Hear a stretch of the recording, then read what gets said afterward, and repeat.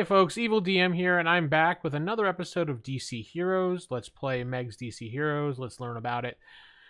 So, in the first couple videos, I did some basic things here and there for you, but I had been requested a bunch of times to do some basic combat, just some simple how the charts work versus.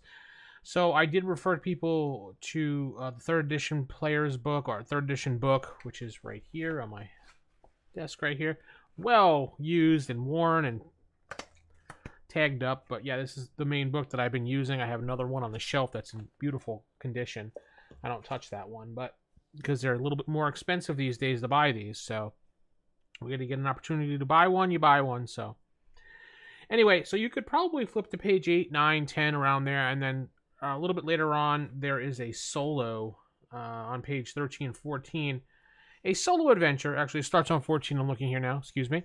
And it's like kind of like a choose your own adventure book. And it goes through Batman going into a warehouse, and he wants you to roll a few things so you can get used to how the game kind of works on a really slow basis. But I'm going to just, for purposes of, I'm going to do real simple combat here that was listed in the book, just so people can get an idea that aren't or on the fence about, you know, playing this or reading it, and they just want to have an idea of how it works. Sometimes some people like it explained to them. So I'll be more than happy to do that for you. So switch here. So now we're looking at the 2 charts here you use for playing the game when you play DC Heroes. You have your action table, which everything happens on there, which is actions. And after you look on the actions table, you go to the results table and you see what your results are. Pretty simple sounding, but it's a little maybe intimidating when you first look at it. And think of it, this is kind of like when you play Marvel Face Rip. There's a chart. You look at the chart for the result and for the action and the results. The same thing. This is just broken into 2 different charts. It's not hard at all, and we'll show you that in just a minute. We're going to go with Nightwing and Deadshot like they list here in the book. I just wanted to go straight and simple here for you. So when we start this, we're going to combat pretty much rolls this way. You roll your initiative, which is a D10. And then you add your initiative score, which is listed right here under Nightwing and right here under Deadshot. You just add that to the die roll. So say you roll a 10, that's a 34 for him, that's a 38 for him. Now, by the book, the lowest number, so we'll say that they rolled and Nightwing got, let's say, a 32, for example, and Deadshot got a 36. So Nightwing would say, all right, so I'm going to run up and punch him in the face. Deadshot would then say, well, I'm going to punch him in the face, or I'm going to drop kick him. He's out of ammo, we'll say, like the book says. I'm going to drop kick him. So according to the rules, the one who has the higher initiative now goes first after declaring. So the lower initiative, or the lower number, just declares first. A lot of the older games were doing this around this time, allowing the players to kind of get an edge for having a higher initiative. So you were faster and able to counteract things, and that was kind of their way of demonstrating that for you. So, but you can absolutely skip that if you don't want that. There is optional rule right in the book, and it says optional rule of you could just say highest goes first and resolve it as it comes. So Nightwing and Deadshot, boom, they both roll a 10. Instead of calling it, they will go first and then second. So Nightwing gets a 38, Deadshot gets a 34. Nightwing will go first with his punch in the face. He's like, oh, I'm just going to run up and punch him in the face. Try to knock him out. So before we get into that, actually, we're just going to go through this combat and then we'll talk about the option that you can do later on. So when you're acting, actions will go on the action table listed right here. So there's an acting value row and an opposing value row. When you're doing anything physical, it's always going to be dexterity versus dexterity. If you're doing anything mental-wise or mind-wise, it'll do intelligence versus intelligence. If you're doing anything mystical, it's influence versus influence. Now, what does that mean? Okay, so let's go back with the punch. Nightwing is going to punch Deadshot. cool. We got that established. So what you do is he's acting on it, and he's not opposing or defending. So what he's doing, he has an 8 dexterity. You look on this chart and go down to an 8. All right, 7, 8. We're right here now. Deadshot's defending or dodging because, obviously he's not going to stand there and take a punch in the face. He's got an 8. So 7, and we slide our finger or pointer across until we get there 11. See that right there? So basically, Robin, wow. Whew. Nightwing has to score an 11 on his roll when he's attacking to successfully hit. See how it's separated here by 11 straight down? That is the minimal threshold to actually possibly do some major damage before you can get some column shifts going on. And we'll explain that in a minute. But so, all right, so an 11. He has to roll an 11 or higher. So we'll just say Nightwing rolls, and he takes his 2d10, he rolls it, and he gets 6 and a 6. Then you take those 2 6s and you add them together. That equals 12. Cool, but guess what? Since you rolled doubles, you get to roll those dice again if you want. You don't have to roll it again. So you're like, okay, I got a 12. I needed an 11? Okay, cool. You know what? I want to roll higher.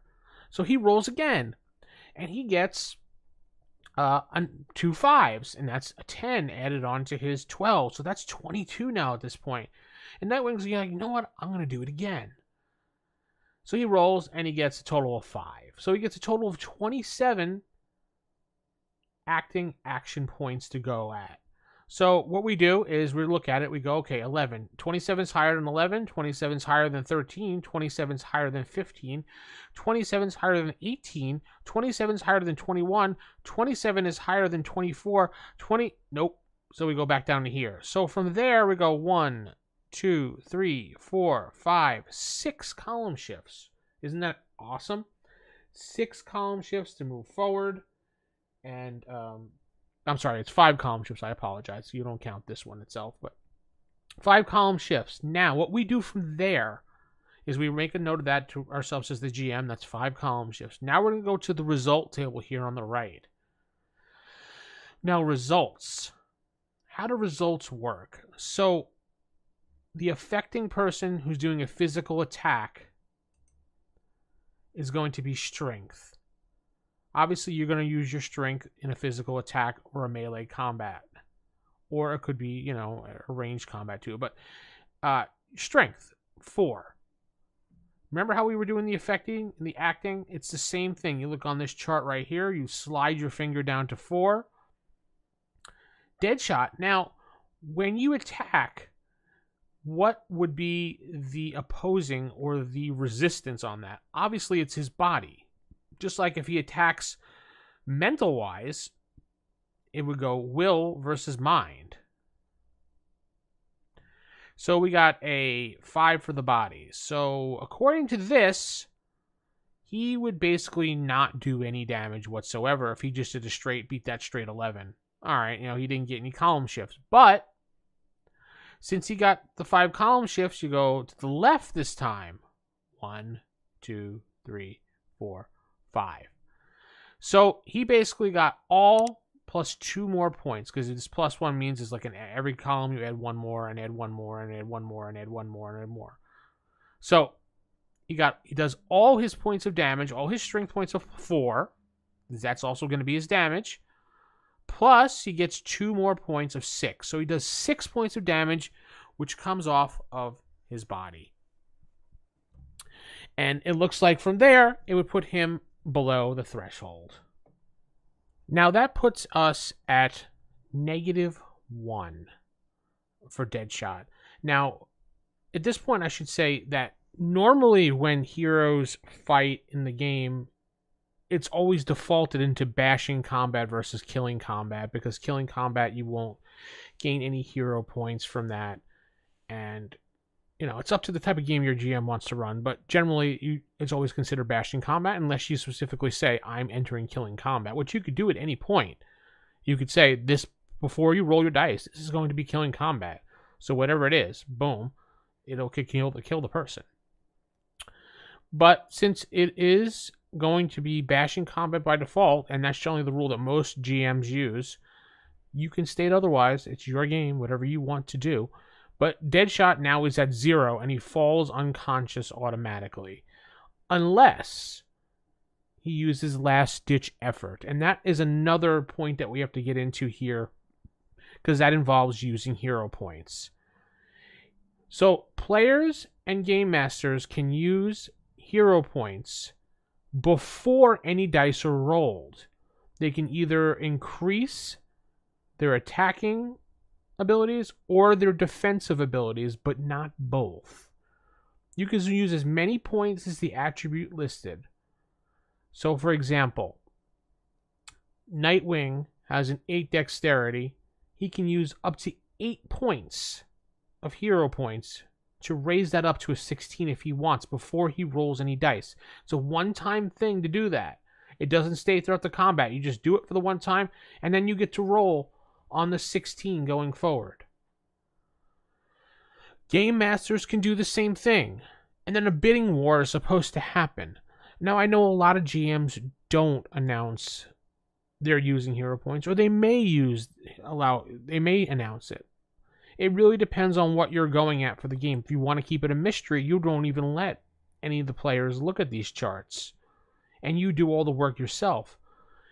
I've done it both ways. I mean, if you really want to know, if you really want combat to go quick and fast, you're going to just tell them. I think a good GM should have this on their screen and pretty much do it on their own and just tell the players what they need to roll. That's all. They'll get an idea. Or just have them roll and you look on the chart. It's really up to you. But anyway, so a player is going to go, say Nightwing's like, all right, I want to spend 5 hero points raising up my dexterity. No, let's just keep it low first. I'm going to use 2 and make that a 10 going for my next attack. Now the GM, me as a GM, I could say, all right, well, Deadshot's going to raise his up by 3, gives him an 11. And then Nightwing can go, all right, well, I still have the ability to use 5 more points because I'm only capped at my dexterity as the bonus over. You know what? Screw it. I'm going to go for another 5. Make it 15 total using up all. So then I could look at mine and Deadshot can say, you know what? I'm going to use another 4. Whatever. I'm sorry, he has 5 left. I'm going to use another 5 as well. And you can do that back and forth until either hero points are used up or you've met the stat number itself. Again, since the dexterity says it's 8, you can only use 8 points of hero points dropped into that to increase it. You can't go over that cap.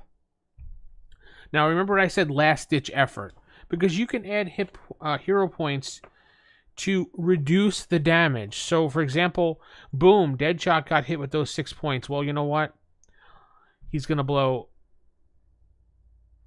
6. I'm sorry, his body is 5. He's going to blow 5 hero points and reduce that damage to 1 because you're limited again by the statistic itself. You can't go higher than what is listed there every time you're attacking or defending. As well as you can always add back and forth during the battle. As long as the dice aren't rolled, you can add hero points all over the place to do things on various attacks. And the GM should be very easygoing with that. And it does make for a fun game. And I just really wanted to show you exactly how the basics of combat worked without getting into too much detail and confusing people and hoping that they would really get into the game and enjoy it going forward. So that's basically how the combat works when you're looking at it from the GM point of view or a new player point of view when you're playing this game. Pretty simple. Now there's a lot more detailed things in here like knockbacks and things like that we could possibly get into later on if you really want to know, and I can explore that for you. But yes, this is the book we'll be using throughout the whole series. I know I did specify in the beginning I'd probably use 2E and then Batman, but really looking things over, I've fallen back in love with the 3rd edition rules. I like them the best, I think, overall. I mean, Batman, I do like Batman. It was always my go-to for street level games, but I mean, I guess you could do the same thing with this as well, and you don't need the Batman 1E or 1.5 rules, which a lot of people say. So hopefully you've taken something away from all me babbling for this 10-15 minutes here. And hopefully you'll pick the game up. It's really a lot of fun. I mean, get the books, get Blood of Heroes. Blood of Heroes, I know, while the setting, I guess the fluff, I should say, of it kind of sucks, but the mechanics are almost the same as these editions. You're just missing a few things, and they changed a few things around only for legal purposes, even though they still got themselves into some hot water over it. But sometimes looking for these books is way too expensive. Sure, you can find the PDF out there. And if you like that, that's awesome. But, it's all about legality. Do you want to worry about that or not? So get this book. It's a great book to have. Or get Blood of Heroes, which is trending right now at the current time, anywhere between $20 and $25 on Amazon. So it's worth it. All right, hopefully you've learned something. Just shoot me an email or shoot me a comment and what you want to see going forward. And hopefully you've enjoyed things. And good night, everybody.